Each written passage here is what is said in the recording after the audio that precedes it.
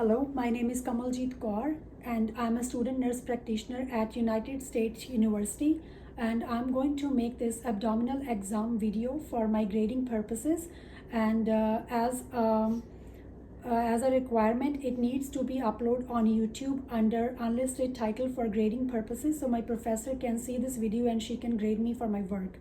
For this video purposes I need to have the consents from the patient, but he's my son, he's only 14 years old, so as a mom I'm giving my consents to upload this video on YouTube. So I will do inspection, auscultation, percussion and palpation, and I will also do some specialty test as well. So first I will make my patient comfortable and I will start with the inspection. And before starting the examination I will sanitize my hands.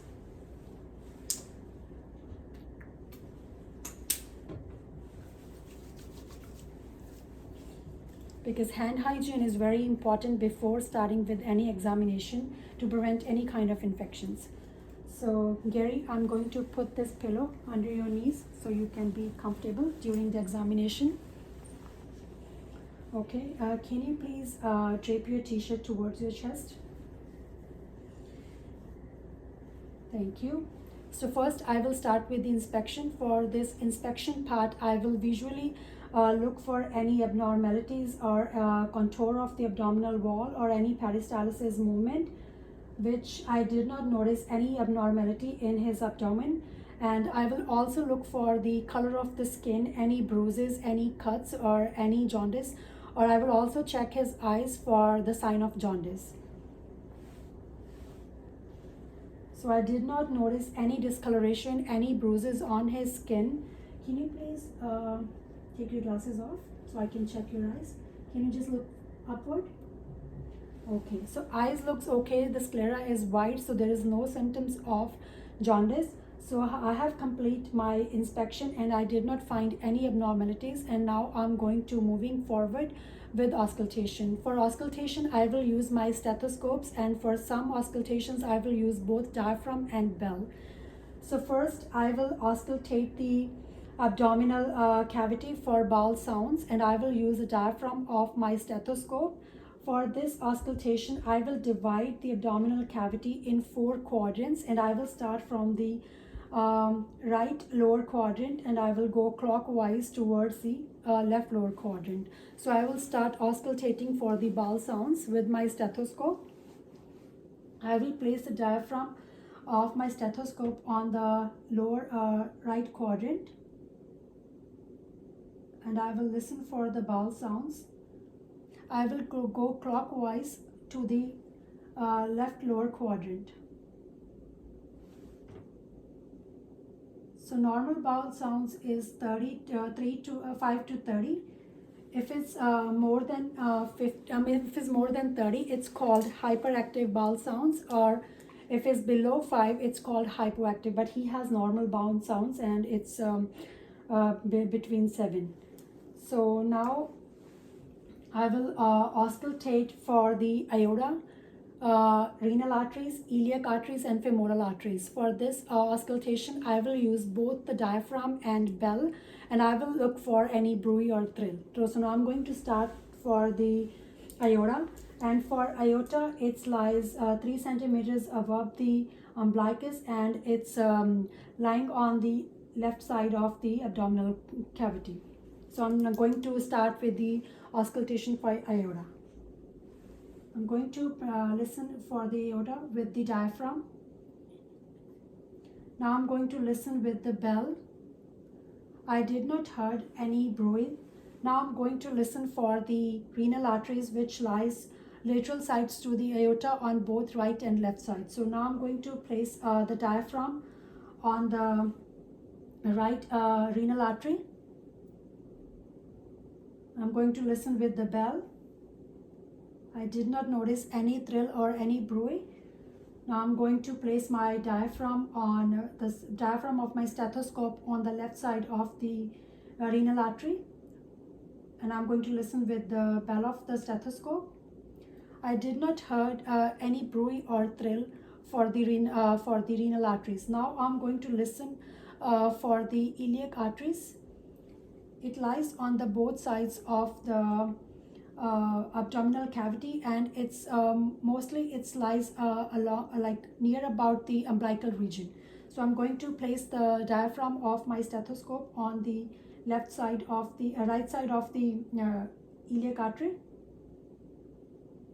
Now I'm going to listen with the bell. I did not heard any thrill or any bruit. I'm going to place the diaphragm of my stethoscope on the left renal iliac artery, and I'm going to listen with the bell. I did not heard any bruit or any thrill.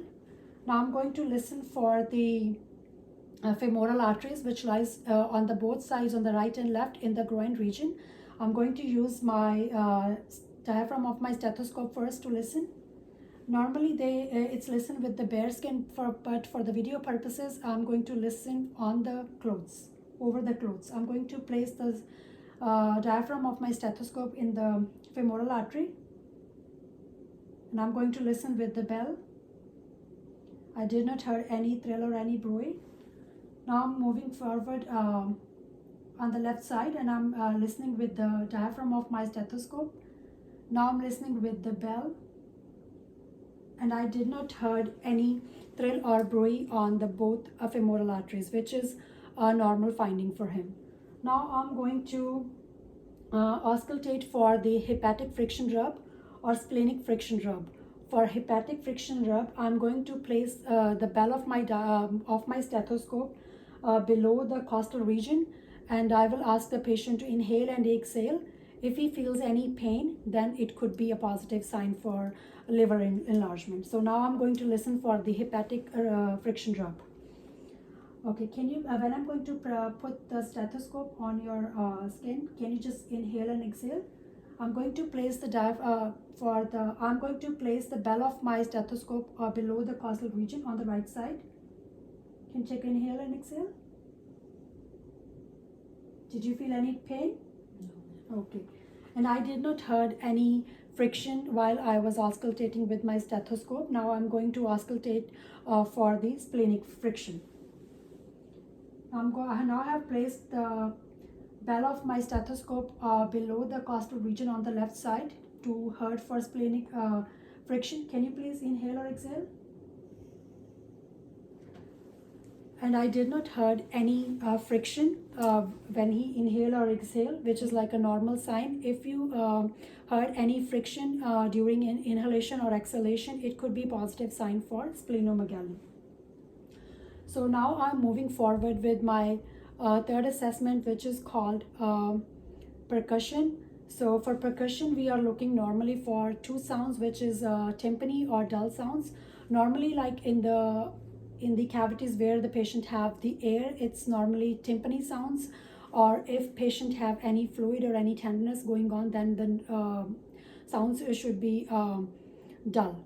So now I'm going to percuss in the 4 quadrants, and I'm going to listen about the timpani sounds. The same as, so we are going to divide the abdomen in 4 quadrants.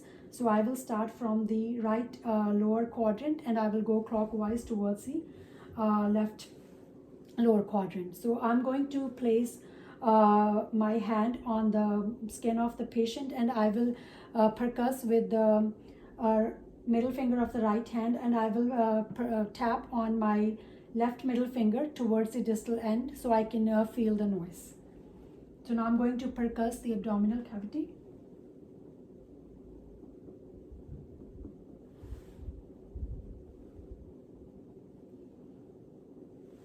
So I have feel it's everywhere, it's timpani sounds, there is no dullness. Now I'm going to percuss for the bladder, and I'm going to place, I'm going to percuss above the suprapubic region.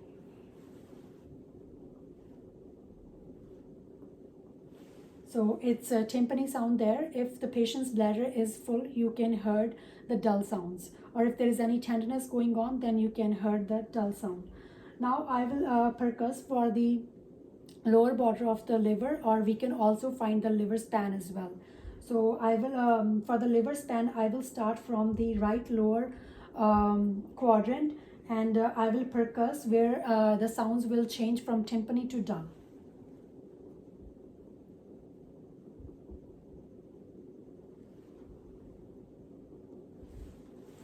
So now I'm going to mark because the sound has changed from here from timpani to dull. So I'm going to make a little mark. Okay. Now I will find the upper border of the liver. So I will start below the nipple line, and I will percuss in between the intercostal spaces, and where the sound will change from resonance to dull, that would be the liver span. There we will be get our upper border of the liver. So I will start percussing from below the nipple line and between the intercostal spaces.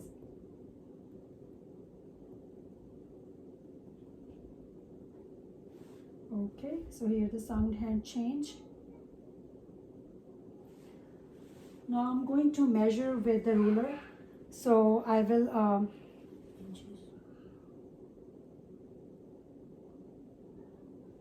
so it's 6 centimeters, which is normal. The normal liver span is 6 to 12 centimeters, and he has a normal liver span.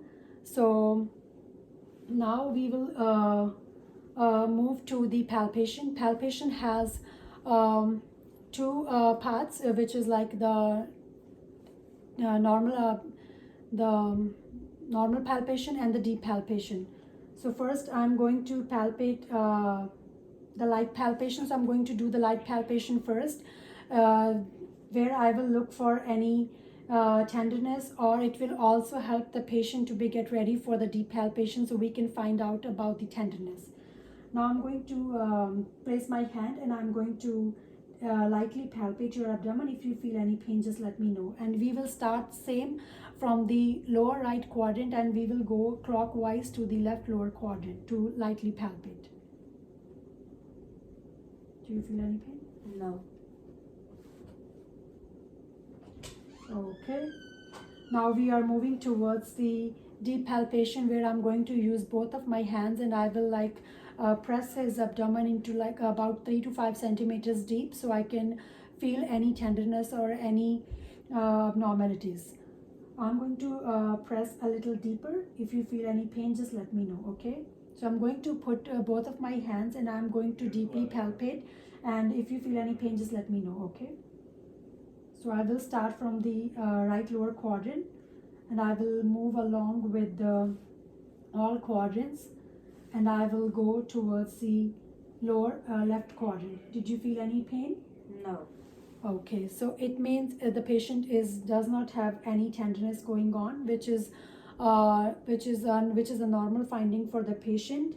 And now we have done with inspection, auscultation, percussion, and palpation. Now I'm going moving forward for some specialty tests, which we can which we can rule out the cholecystitis, appendicitis, and ascites. So first I'm going to do a specialty test to rule out the ascites.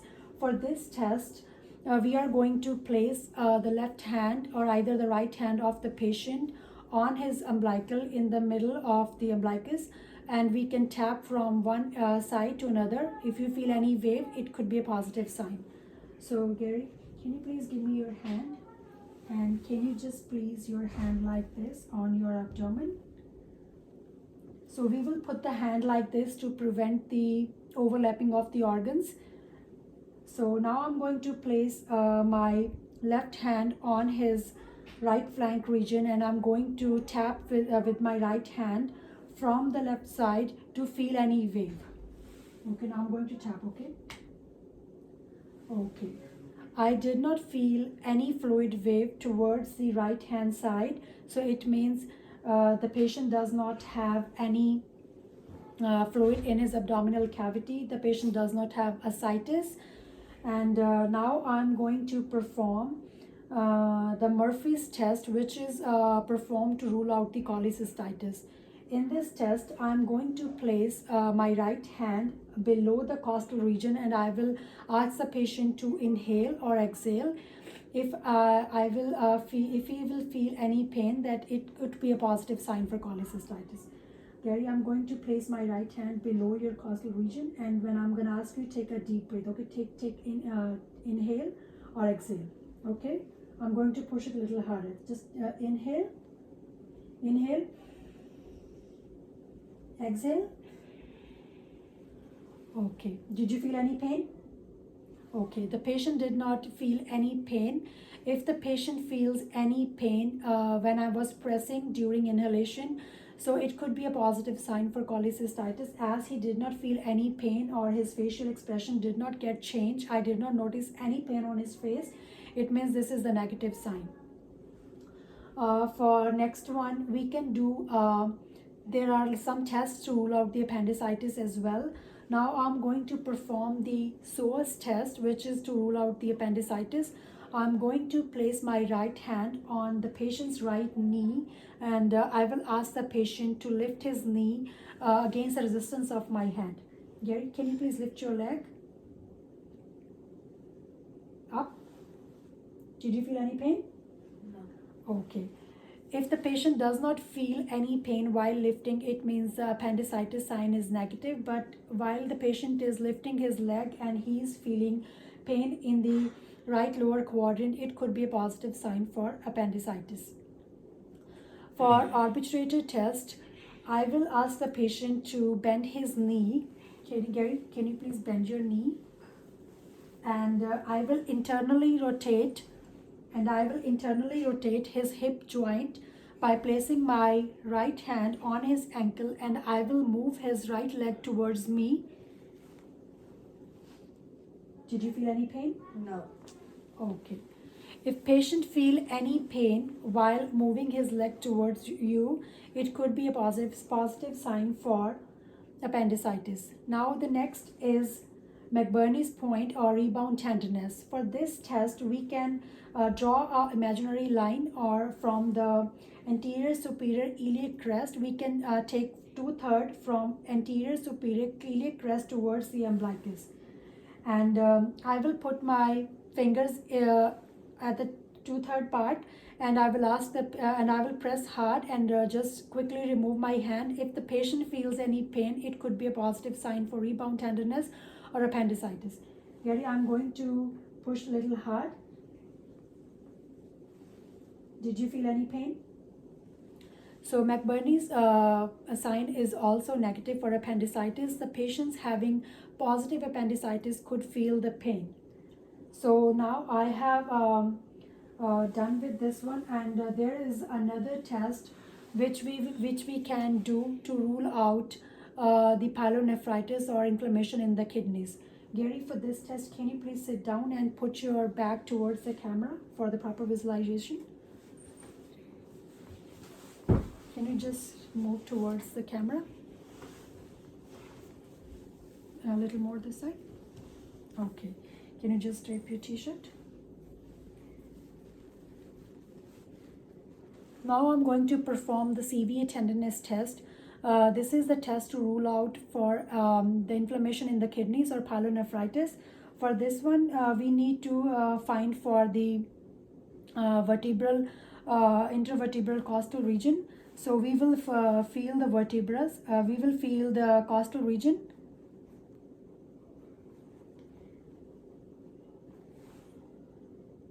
Okay. So here the rib cage is ending, and I'm going to place my left hand, and I will make a fist and strike against my hand, and I will ask the patient if he feels any pain. It could be a positive sign for pyelonephritis. Now Gary, I'm going to strike, okay? Did you feel any pain? We will perform this on the both sides. Now I'm going to do this on the right side of the patient. I'm going to strike against again. No. Did you feel any pain? No. Okay, it means the patient does not have positive CVA tenderness, and patient does not have any problems with the kidneys. You can just come forward. So with my abdominal examination, I have got all the normal findings, as he is a healthy child, and I'm done with my examination, and it's normal. Thank you.